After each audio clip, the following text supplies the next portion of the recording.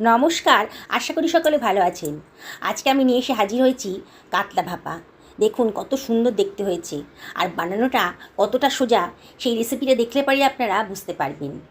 গরম ভাতের সাথে একেবারে জমে যাবে। আমি 4 পিস কাতলা মাছ নিয়ে নিয়েছি। এর মধ্যে দিয়ে দিলাম 1/4 টেবিল চামচ মতো হলুদের গুঁড়ো, আর সামান্য একটুখানি লঙ্কার গুঁড়ো, আর দিয়ে দিলাম 1/2 টেবিল চামচ মতো লবণ। দিয়ে মাছের গায়ে ভালো করে মাখিয়ে নিচ্ছি মশলাগুলোকে। বন্ধুরা, রেসিপিটা ভালো লাগলে লাইক শেয়ার কমেন্ট করতে কিন্তু ভুলবেন না। আমি মাছের গায়ে ভালো করে মশলাটা মাখিয়ে ঢাকা দিয়ে রেখে দিলাম 10 মিনিটের জন্য। আমি একটা মশলা বানিয়ে নিচ্ছি। একটা মিক্সার গ্রাইন্ডারের ভেতর দিয়ে দিলাম 1 টেবিল চামচ মতো কালো সর্ষে, 1 টেবিল চামচ মতো সাদা সর্ষে, আর 1 টেবিল চামচ মতো পোস্ত দানা। দিয়ে এর ভেতর দিয়ে দিলাম আমি খানিকটা আদা কুচি, আর দিয়ে দিলাম কতগুলো লঙ্কা, 2খানা লঙ্কা ভেঙে দিয়ে দিলাম, কাঁচা লঙ্কা।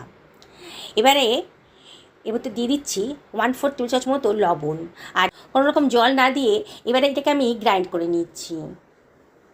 দেখুন গ্রাইন্ড করা হয়ে গেছে। এবারে ওর ভেতরে আমি দিয়ে দিচ্ছি 2 টেবিল চামচ মতো জল। এবার আমি সব কিছু ভালো করে একটু মিশিয়ে নিচ্ছি চামচ দিয়ে। সব কিছু দিয়ে দিলাম মিক্সার গ্রাইন্ডারটার ভেতরে, দিয়ে আর একটু জল দিয়ে দিয়েছি। দিয়ে এবার এটাকে আবার গ্রাইন্ড করে নিচ্ছি। দেখুন কত সুন্দর একটা স্মুথ পেস্ট তৈরি হয়ে গেছে। কড়াইতে 1 টেবিল চামচ মতো সর্ষের তেল গরম করে তার মধ্যে দিয়ে দিলাম খানিকটা রসুনের কুচি। রসুনের কুচিটা একটু ফ্রাই হয়ে যাওয়ার পর একটু ফ্রাই করে নিচ্ছি। ফ্রাই হয়ে যাওয়ার পর এর ভেতরে আমি দিয়ে দেবো একটা পেঁয়াজকে কুচি করে রেখেছিলাম, সেটা আমি দিয়ে দিচ্ছি। দিয়ে এটাকে একটু নাড়াচাড়া করে একটু ফ্রাই করে নেব।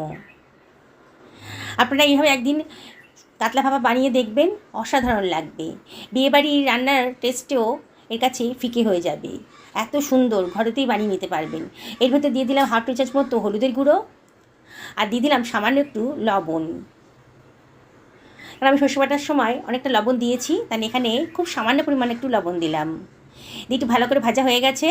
এবার একটা টিফিন কৌটোর মধ্যে এই ভাজাটাকে আমি দিয়ে দিলাম। পেঁয়াজ ভাজা আর রসুন ভাজাটাকে দিয়ে দিচ্ছি টিফিন কৌটোর ভেতরে। এবারে পোস্ত সর্ষে যেটা বেটেছিলাম সেটাও দিয়ে দিলাম। এবার তার মধ্যে দিয়ে দিলাম 1/2 টেবিল চামচ মতো হলুদের গুঁড়ো, আর দিয়ে দিচ্ছি 1/2 টেবিল চামচ মতো ধনের গুঁড়ো, 1/2 টেবিল চামচ মতো জিরের গুঁড়ো, আর দিয়ে দিলাম 1/2 টেবিল চামচ মতো লঙ্কার গুঁড়ো। লঙ্কার পরিমাণটা আপনার নিজেদের পছন্দ মতো দেবেন। আর দিয়ে দিলাম সামান্য একটুখানি লবণ, এই 1/2 টেবিল চামচেরও কম। এবারে এর মধ্যে দিয়ে দিচ্ছি আমি 2 টেবিল চামচ মতো টক দই। এবার মিক্সার গ্রাইন্ডারটা ধুয়ে একটু জলও এর ভেতর দিয়ে দিলাম। দিয়ে এটাকে খুব ভালো করে মিশিয়ে নিচ্ছি। ভালো করে মিশিয়ে নিচ্ছি। এর মধ্যে দিয়ে দিলাম এবার 2 টেবিল চামচ মতো সর্ষের তেল। আপনারা এটা সর্ষের তেলেই রান্না করবেন, তাহলে কিন্তু টেস্টটা বহুগুণ বেড়ে যাবে। আবারও সব কিছু ভালো করে মিশিয়ে নিচ্ছি। দেখুন কত সুন্দর একটা রং এসেছে।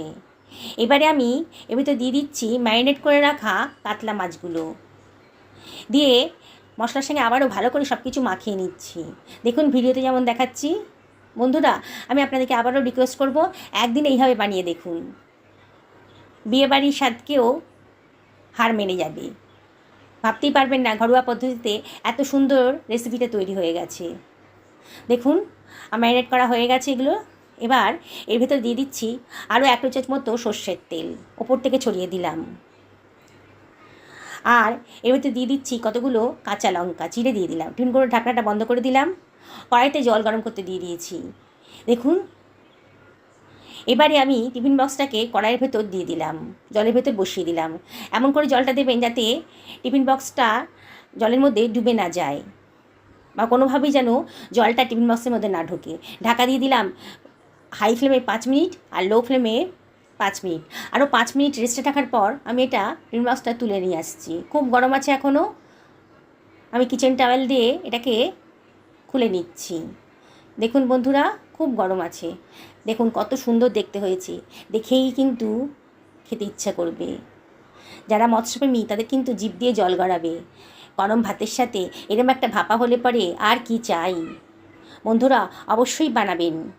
রেসিপিটা কেমন লাগলো কমেন্ট করে জানাবেন। নমস্কার।